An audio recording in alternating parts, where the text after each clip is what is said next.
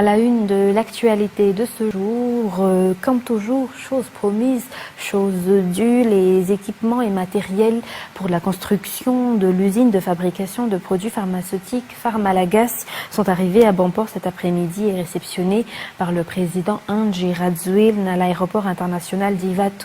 Cette usine qui sera construite dans les plus brefs délais selon Andry Rajoelina. Les détails avec Judika Engineering et Zara Rangenso.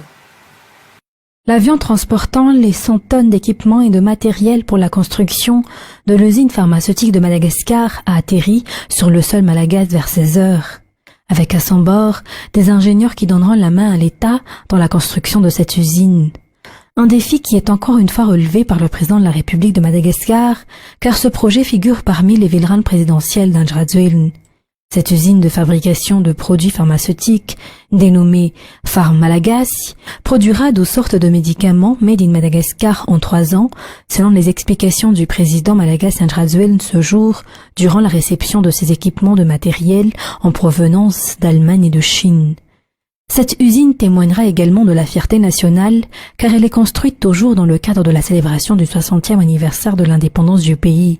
Ainsi, dans cette lutte contre le coronavirus, une nouvelle décoction sera de nouveau produite, le Covid Organics Plus ou CVO+. Par contre, la production de Covid Organics de base sera toujours effective selon les explications.